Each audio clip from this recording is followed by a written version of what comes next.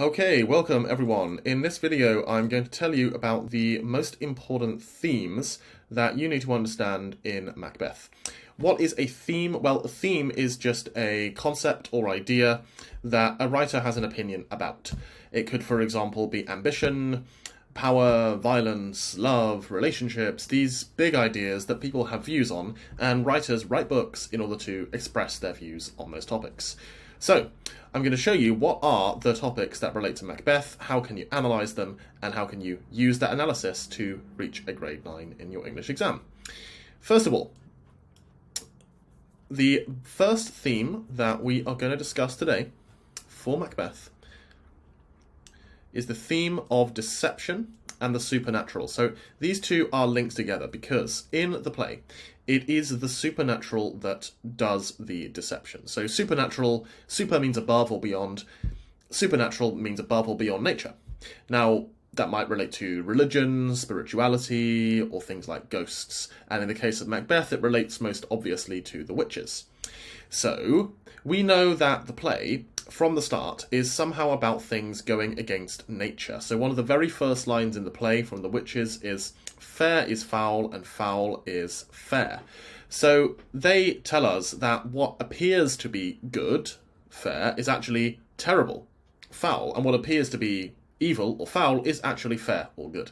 So we know immediately we're in some kind of world of contradictions where things are going against what they appear. So what we see, which is nature, because we don't see the supernatural most of the time, we don't see it directly, we might sense it in some way. What we see that is nature is not reality. Appearance is not reality. And this theme keeps getting repeated again and again. So a few scenes later, King Duncan is going to Macbeth's castle. He says that it has a pleasant seat, so he notices that the castle's extremely pleasant, and of course it's going to be the place where that very next day he dies because Macbeth murders him in order to become the king, after the witches planted the idea on his mind in the first scene.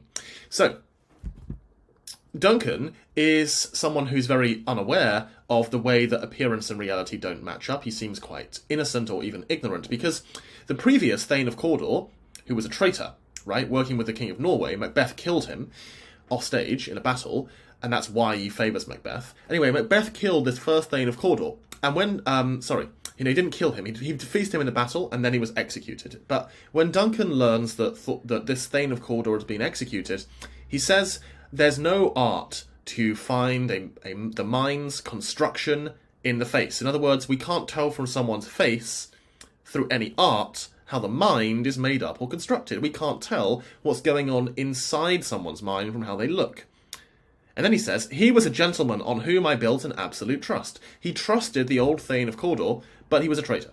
Very next moment, Macbeth walks into the room, who is now the new Thane of Cawdor, and Duncan trusts him, and guess what? He's also a traitor, planning to murder Duncan. So, we already have this immediate contradiction, and throughout the whole play, there's this sense that nature does not match up to what it seems to be. So this is because, in part, of the power of the supernatural. Because there's a whole debate here about what is Shakespeare's message in relation to the witches. Now, they seem to be what plant the idea of evil and of murder, regicide, killing a king, in Macbeth's mind. However, it might be that he's already contemplating it and they only trigger his actions. We already know he's a violent person, we already know he seems to be ambitious, and the way he speaks to Lady Macbeth, the way she speaks to him, it kind of implies later on that they had already discussed this at some point before, or at least had been thinking about it in some way. So you might say, well, the witches, the supernatural, are the cause of all the trouble, but you might also say it's actually human nature that is the problem. So both those views are valid, right? Macbeth's own nature, his own vaulting ambition, could also be what causes his evil and his downfall. So, it's important to know that at that time, people strongly believed in the supernatural. So they believed that witches were everywhere, they had trials. King James I, the king at the time, wrote a book about witches, condemning them and pointing out how to identify them and punish them. So this would have been very real, very frightening for the audience, but it's, again, you can debate which side Shakespeare is on. Is he really part of this witch craze, or is he actually suggesting that we're more responsible for our own choices and we shouldn't blame the supernatural? Okay, so that's the first thing, deception and the supernatural. The second theme we need to understand is about sin, corruption, and evil. So this is written in a Christian context where the audience, viewers, readers would have been expected to believe in God, believe that God rewards good and punishes evil, punishes sin by sending people to hell after they die. And the idea, of course, in Christianity is that you're supposed to repent and ask for forgiveness from God, and that's okay. But if you die without doing that, you'll go to hell if you've done evil deeds. And of course, Macbeth in the play refuses to repent or ask for forgiveness or surrender or go back on anything. So he almost knows he's going to lead his own self to destruction. He says that his own ambition will overleap itself and fall on the other side and lead to destruction. He says that his actions will actually teach bloody instruction, which being taught will return to plague the inventor. So what he's doing is going to come back to him, and he knows that from the start. And then, nonetheless, he refuses to give up. And right at the end, he says to Macduff, before Macduff kills him, "Lay on, Macduff, and damned be him that first cries hold enough." So he's saying to him, that word damned means going to hell, right? He's saying to him, well, I believe the one who's going to go to hell is the one who gives up, who's a coward, who surrenders. So the one thing that Macbeth is good in, who his greatest quality is his courage and strength and determination, which he never loses, despite losing everything. Losing his happiness, his friends, trust from everyone around him, losing his wife when Lady Macbeth dies, and eventually losing his kingdom and his own life. He never gives up, right? Now, the question here is, well, is Shakespeare condemning Macbeth as an evil person? Because that's the simple, the most straightforward reading of the play, because he does terrible deeds, he gets worse and worse as time goes on, he becomes a tyrant, all these signs of nature go against him. After the murder, it doesn't get light the next morning, the horses are eating each other, it seems like all of nature's rebelling against his terrible deed, is horrified by what he's done, and yet there's also a suggestion there's something noble about him that he refuses to surrender. So again, you can argue this on both sides. Is Shakespeare supporting the Christian message that sinners will be punished, or is he actually criticising it or suggesting something else?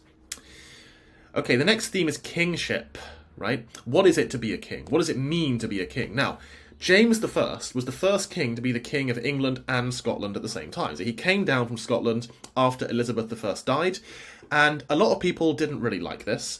Also, James I had a lot of people rebelling against him. So he was a Protestant. The Catholics in England did not like him. Guy Fawkes, you may have heard of him, the Gunpowder Plot. We have Bonfire Night today on the 5th of November because of what he did. He tried to blow up the Houses of Parliament, where the king was, and all the other important people, using a load of barrels of gunpowder in the basement. And he was caught and punished.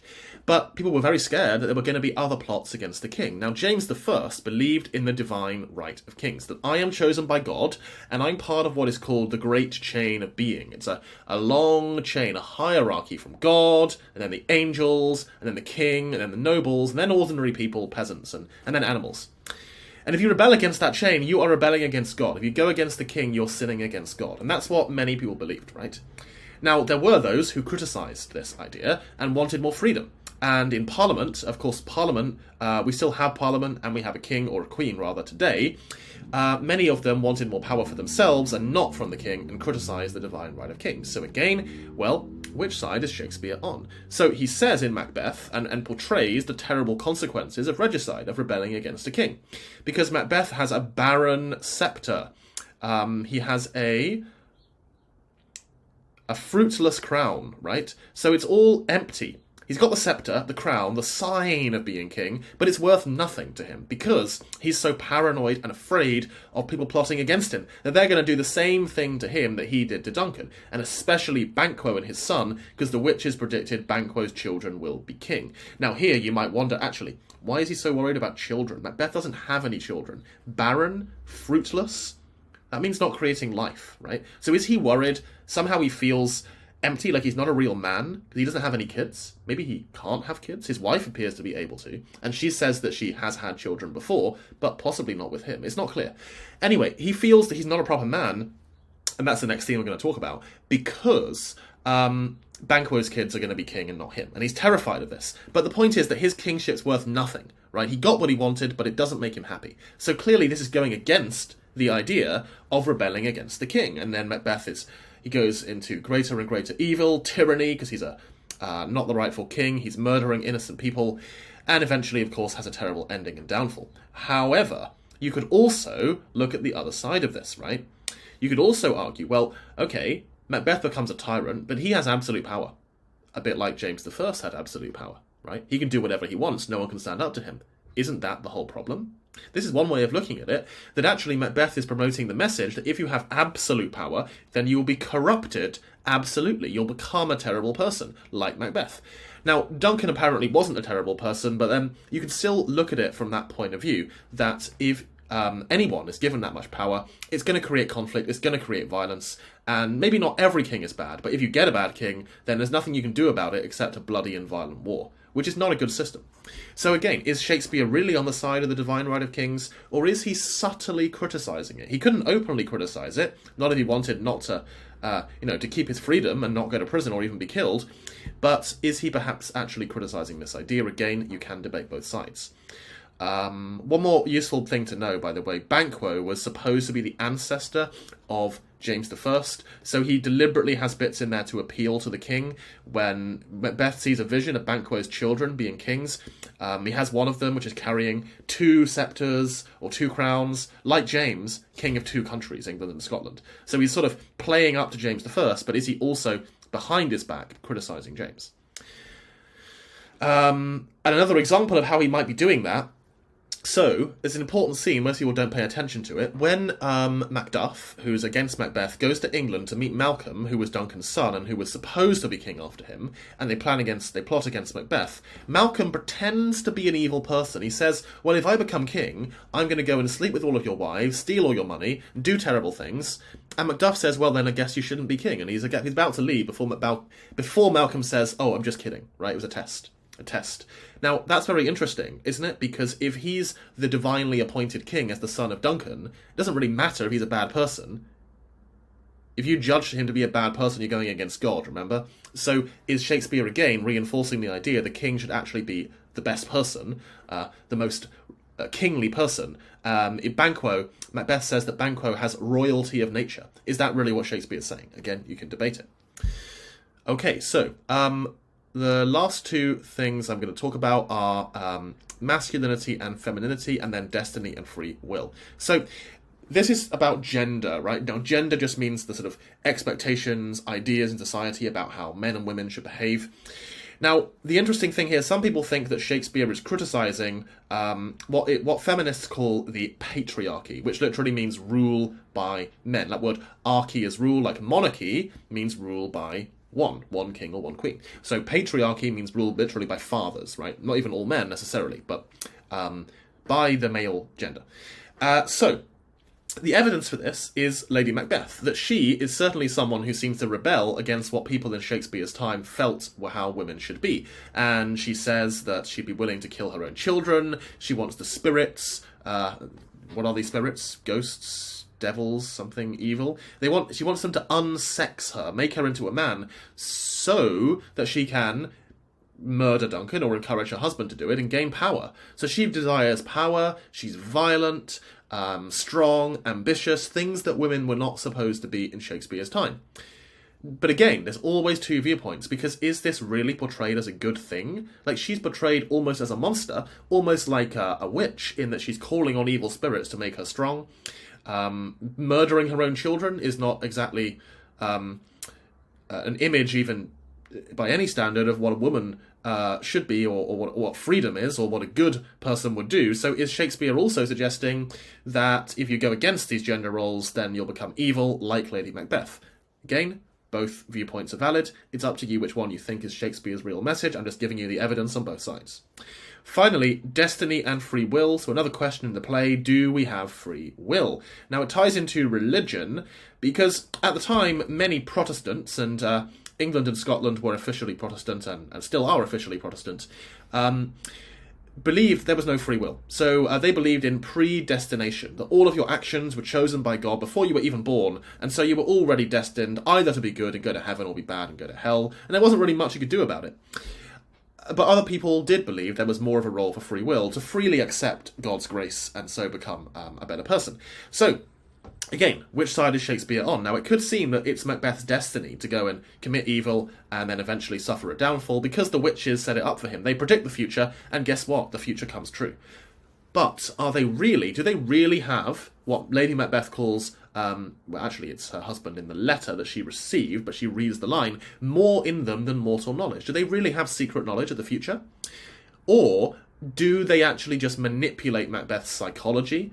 Are their predictions actually just tricks? Because they tell him that he will never die until the forest walks to the castle, and he can't be killed by any man or woman born, and it's all a play on words and a lie and a trick, because actually he's killed when the soldiers carry the branches to the castle, so it's not really the forest walking. He's killed by Macduff, who was apparently cut out of his mother's womb before he was meant to be born, but he still came from a woman. So is Shakespeare really having a laugh here and suggesting, well, if you believe that your destiny is fixed, it's pretty ridiculous and you're going to be tricked and deceived? So which view is really right? Again, it's up to you to decide. The point is that on these key themes, let's recap them quickly. So we talked about the importance of the supernatural and how it goes against what appears to be natural and appears to be real. We talked about sin and corruption. What is the nature of evil, and how should we deal with it? What is it to be a king, and who should be king, and why? What is the nature of men and women, and what's the appropriate relationships between them? And do we have free will, and how should we respond to that? So all of these questions, Shakespeare clearly seems to be saying something, and some people think he's saying one thing, and some people think he's saying the other. And that's why the play is still interesting and relevant today, over 400 years later. Hopefully, by watching this video, you understand what some of these ideas mean, and you can begin to think about your own opinion of those topics and what Shakespeare seems to be saying about them, and even find evidence for yourself, and come up with ideas that I haven't mentioned here, but you can definitely use the ones here as well. So I hope that helps. If you found this useful, please just like this video, press the subscribe button too. We've got more videos on Shakespeare, on other writers, on other areas of English and other areas of your studies. So I'm sure you'll find the other content useful too, and I'll see you very soon.